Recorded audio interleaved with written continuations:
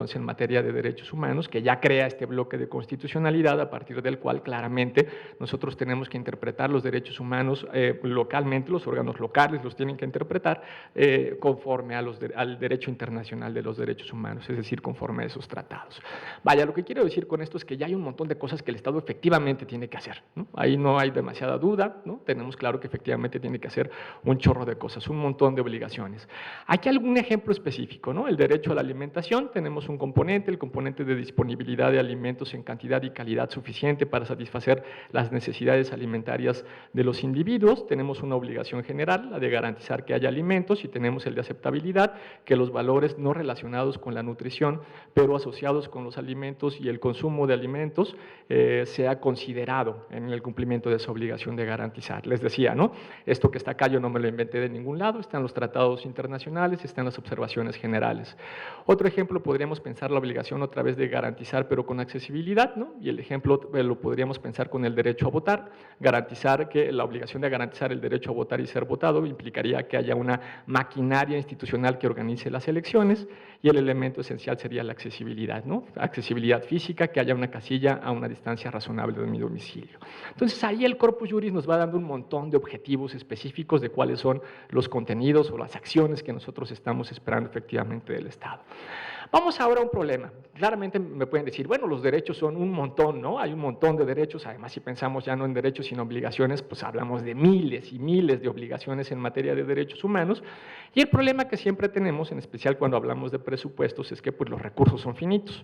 Entonces, ¿cómo hacemos? Por cierto, con esto voy a dar, por si anda por aquí todavía Flor García, que parece que se quedó una pregunta de la mesa anterior, que justamente era cuál es la relación entre, o cómo priorizamos, y si la priorización no generaba violaciones al principio de interdependencia. Para allá va esta diapositiva y hacia allá vamos a ir, Flor, si sigues por acá, pues vamos a alcanzar todavía a responder esta pregunta de la mesa anterior. Efectivamente, nosotros tenemos dos principios en materia de derechos humanos, el de indivisibilidad y el de interdependencia. Básicamente estos principios lo que nos dicen es que no hay jerarquías entre los derechos y que el cumplimiento de un derecho depende del cumplimiento de todos los demás.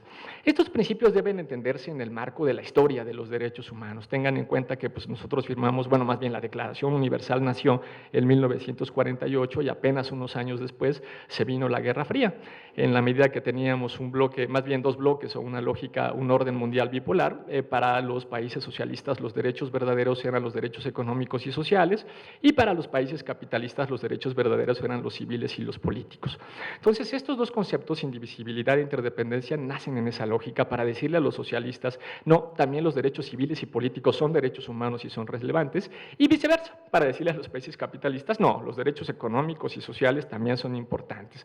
¿Cuál es el problema que tenemos con eso? Bueno, el problema que tenemos es que si en un presupuesto, bueno, ya lo intentamos alguna vez en el programa de derechos humanos del Distrito Federal, si en un programa, voy a poner ese ejemplo que es el que conozco mejor, intentamos bajo la lógica de indivisibilidad e interdependencia meter a todos los derechos con todas sus obligaciones, pues acabamos con un programa que parecía la sección amarilla, que tenía 2.400 líneas de acción, ¿no? Ahí está, 2.412 líneas de acción. Cuando nos tomamos en serio, muy en serio esto, pasa que tenemos un programa enorme. Y uno puede decir, bueno, puedes programar todo lo que quieras, pero en la medida, lo que sí no puedes hacer es presupuestar todo lo que quieras, porque de nuevo, los recursos sí son finitos, probablemente la programación no, pero los recursos sí. Lo bueno es que la perspectiva de derechos también nos da un par de soluciones para pensar eso, que no son necesariamente contrarias ni a la indivisibilidad ni a la interdependencia. Una de ellas, creo yo, la más interesante, es identificar los núcleos básicos de los derechos, los contenidos de los derechos.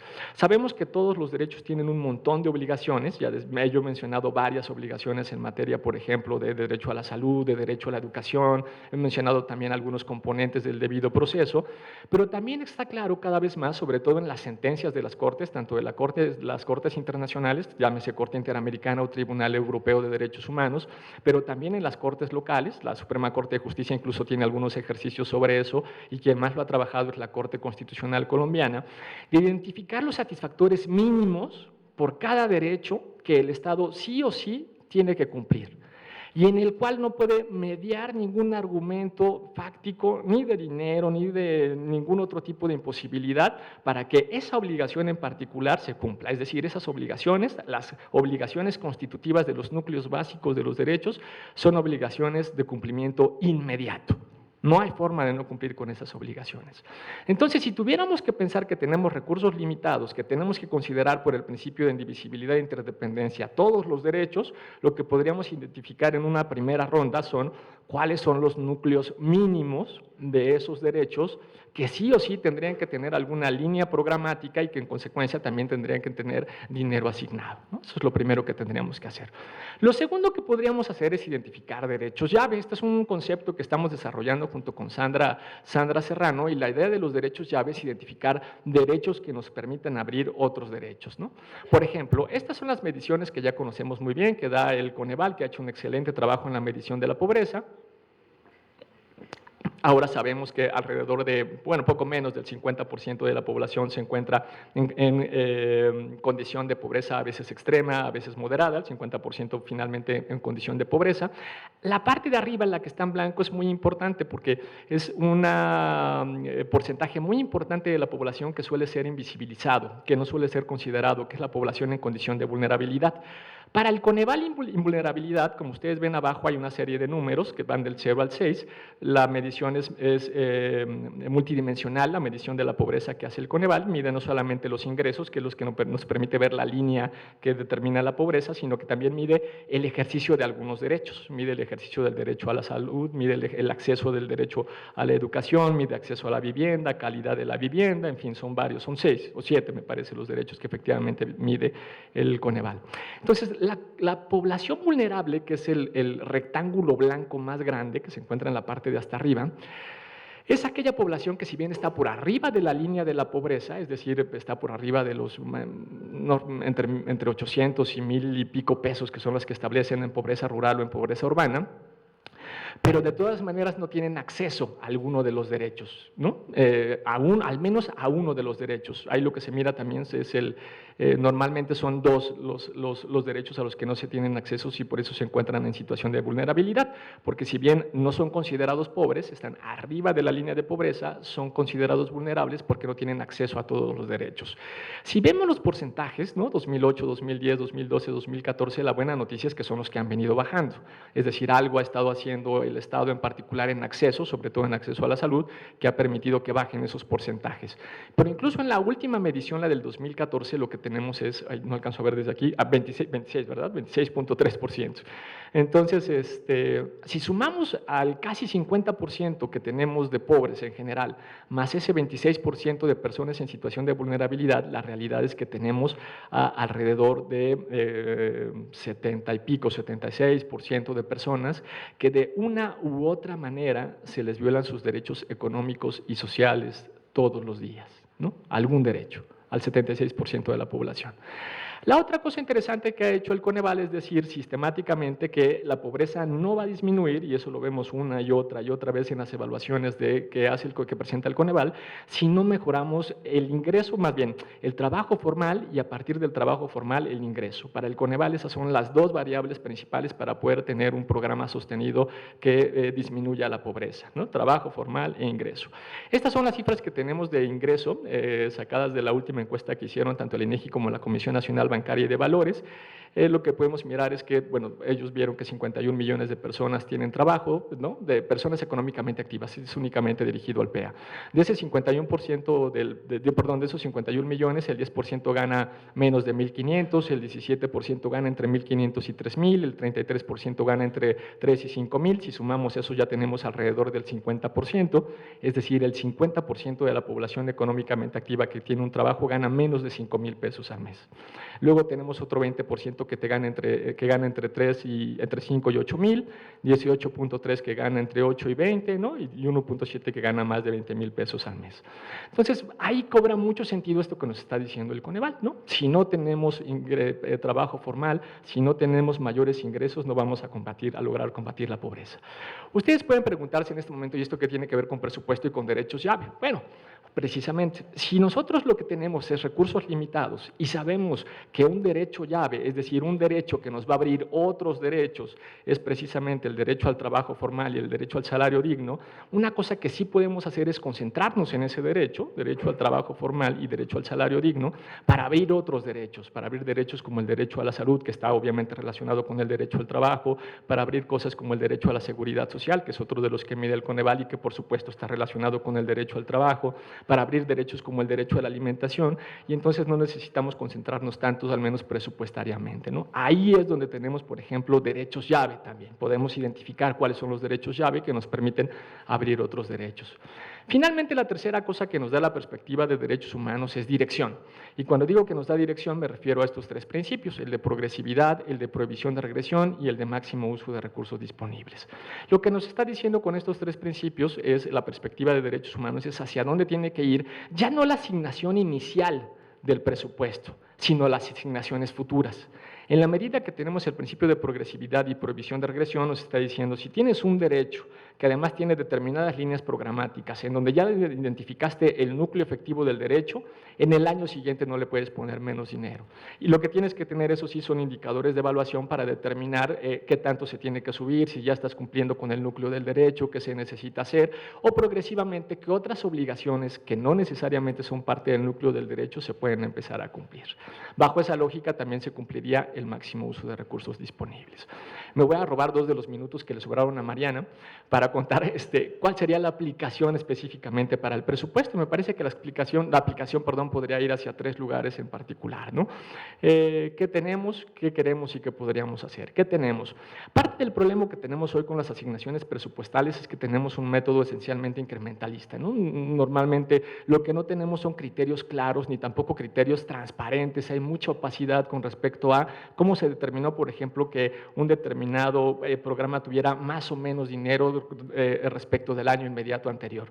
Algo que han trabajado ya muy bien GESOC y Fundar es que precisamente al menos las evaluaciones que se hace a los programas no son el criterio que se está utilizando, porque en muchos años muchos de esos programas que fueron muy mal evaluados reciben más dinero en el año siguiente, y en cambio muchos de los programas que sí fueron bien evaluados reciben menos dinero con respecto al que recibieron en el año anterior. Ahí están ya los trabajos elaborados tanto por GESOC como por Fundar.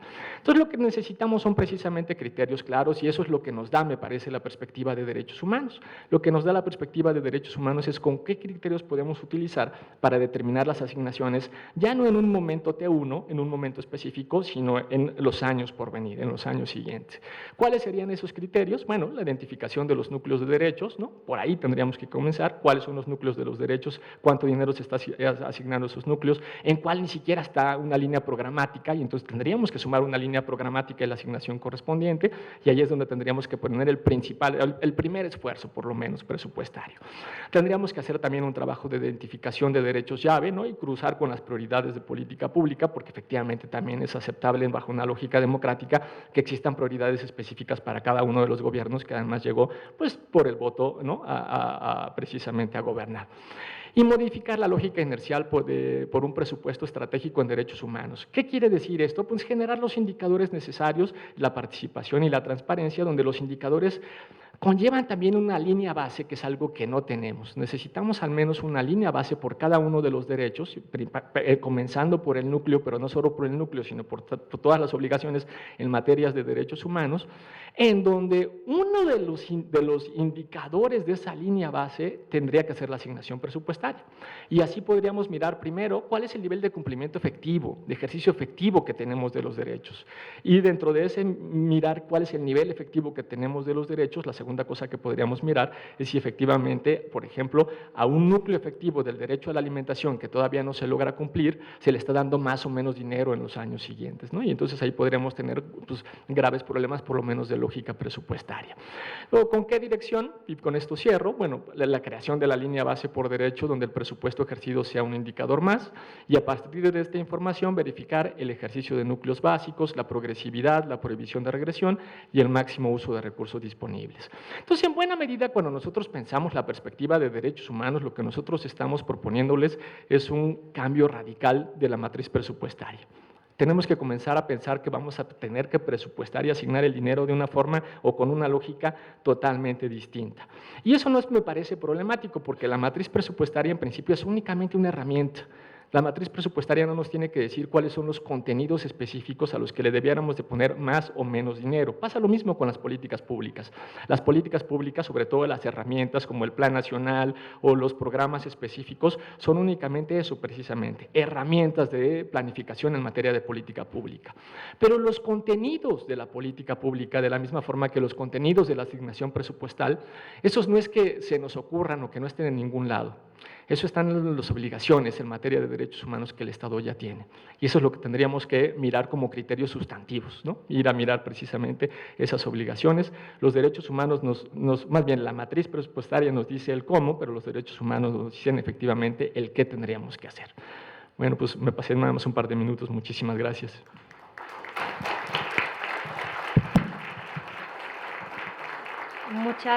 Muchas gracias por tu intervención, Luis Daniel.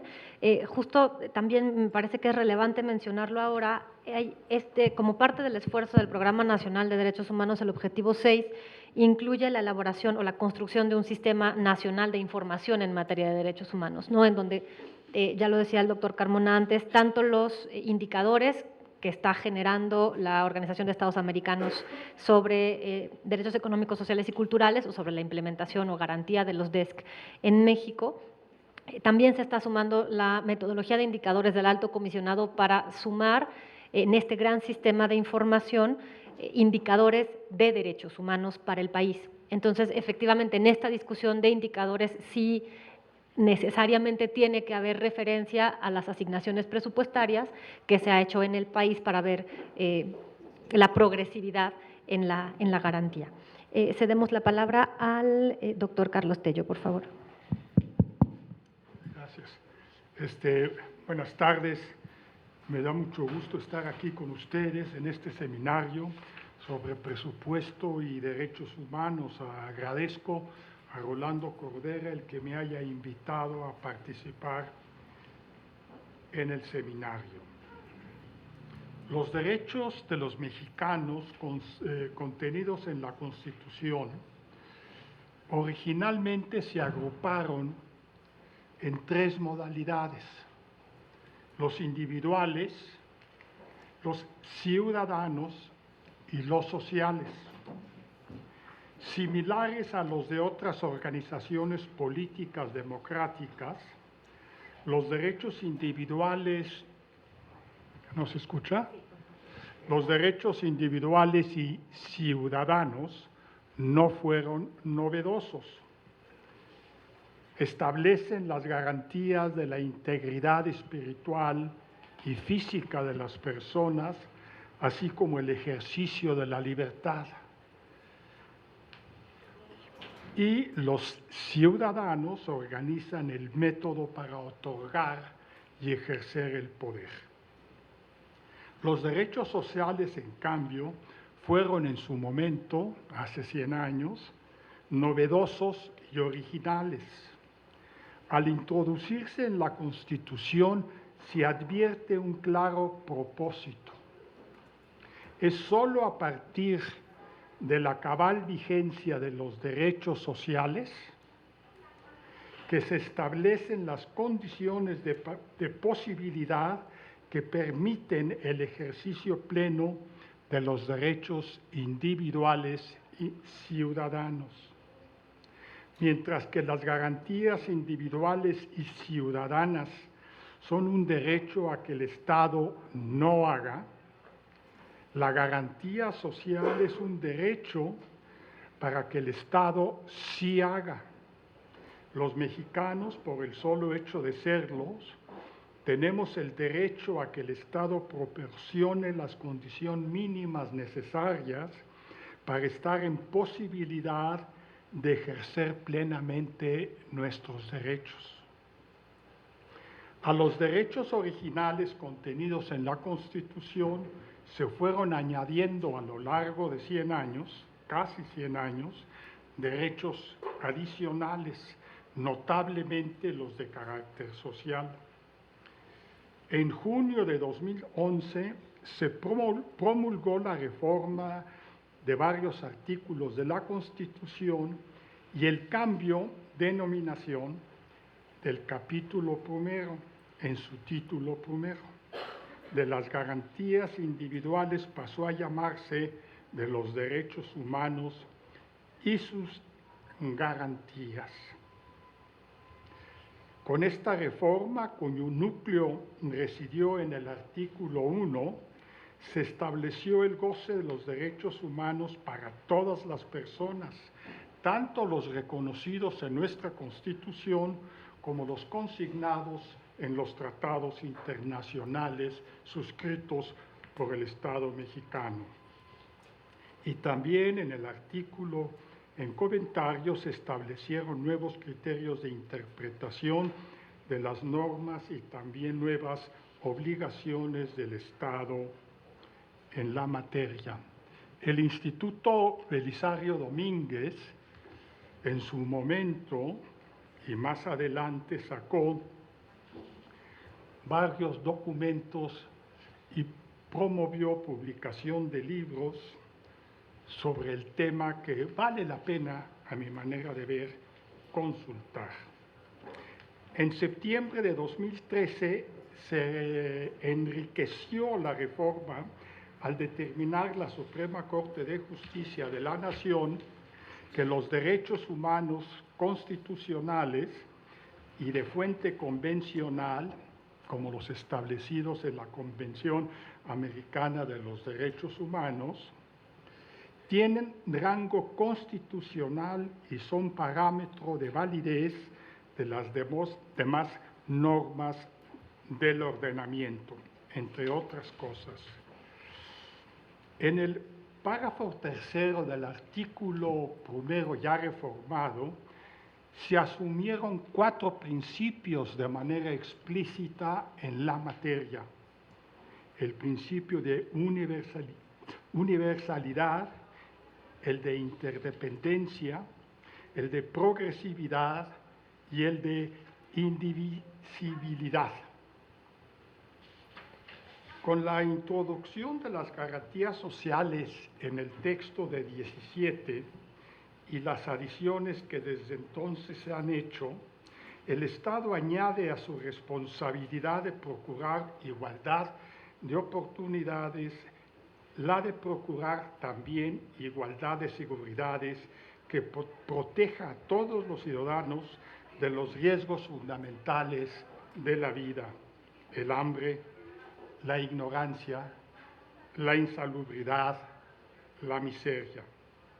En la democracia social mexicana, la responsabilidad central del Estado es propiciar la satisfacción de las necesidades básicas de la población, liberar a cada habitante de los obstáculos que le impiden, en su calidad de ser humano libre, su desarrollo como persona digna. Desde el principio, los derechos sociales se pensaron, y en la práctica así ha sido,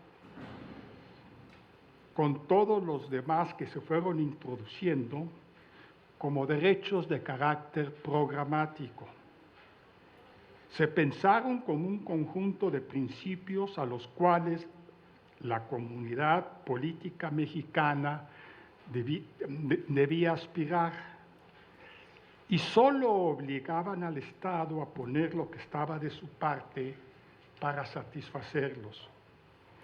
No se pensaron como exigibles, normas jurídicas que obligan a la autoridad y que por tanto el juez puede garantizarlas.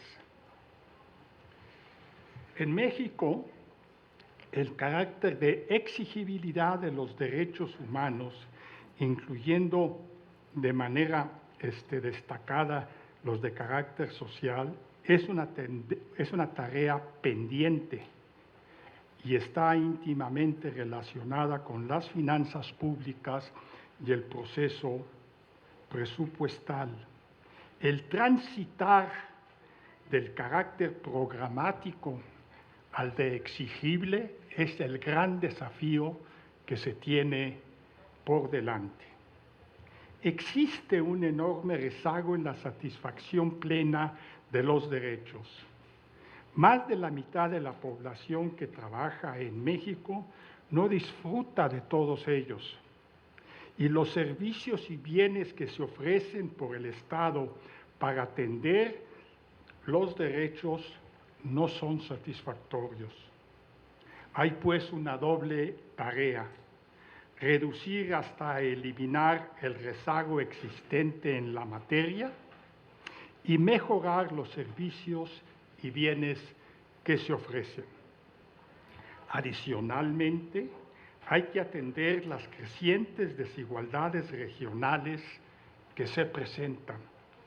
En algunas entidades federativas el rezago y las deficiencias en los servicios es enorme. Cumplir con esta tarea requiere de tiempo y de cuantiosos recursos, pero hay que hacerlos.